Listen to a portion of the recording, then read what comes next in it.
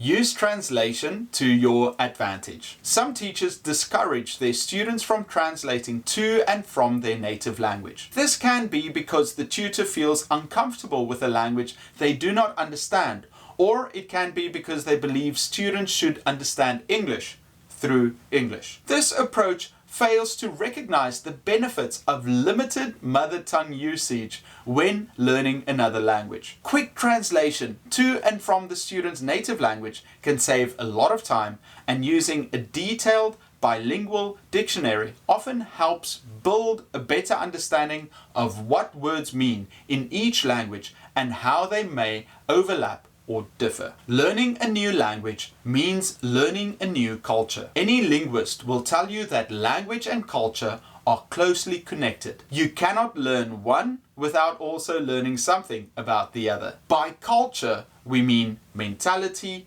perspective, norms, and so on. Our native language is full of colorful idioms, similes, and expressions that reflect our values, beliefs, and perception of the world around us. When learning English, you will find that our take on things is similar to yours in places, but wildly different in others. Be open to the fact that we do not all see the world in the same way, and that there is no right or wrong. By embracing our cultural idiosyncrasies, you can truly appreciate the beautiful, weird and wonderful faces of our languages. As an illustration, let's compare English and Russian. A Brit would say the eye of the needle, where a Russian would say ear. A Brit would say, I'm so hungry I could eat a horse, where a Russian would say elephant. And a Brit would say drink like a fish, where a Russian would say be quiet as a fish.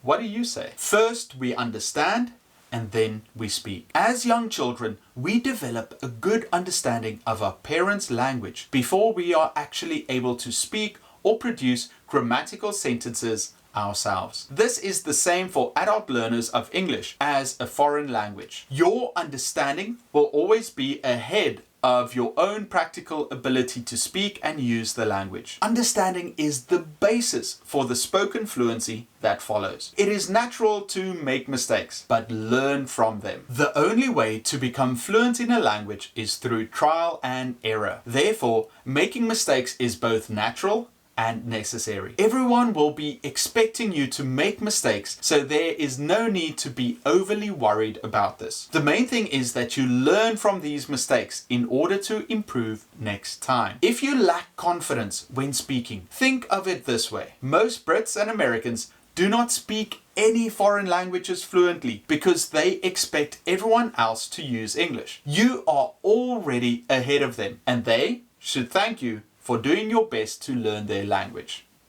Thank you. Be your own best critic. Always be 100% honest with yourself about your progress in English. It is easy to blame your past classroom experiences or tutors, family commitments, or busy working life for your current lack of fluency. However, making excuses will not help you to improve. You must take control and responsibility for your own progress. No one can learn English for you. Be your own best critic, but be constructive with your criticism. Keep a detailed record of your own mistakes over a prolonged period of time. You can then see how frequently these occur. Look up the correct forms and work on eliminating these errors. You may wish to study with a native English teacher while compiling your list of typical mistakes, as this can be difficult to do alone. Reward yourself for improved fluency. Whenever you reach a milestone, achieve a personal goal, or just have a good day with your spoken English, give yourself a pat on the back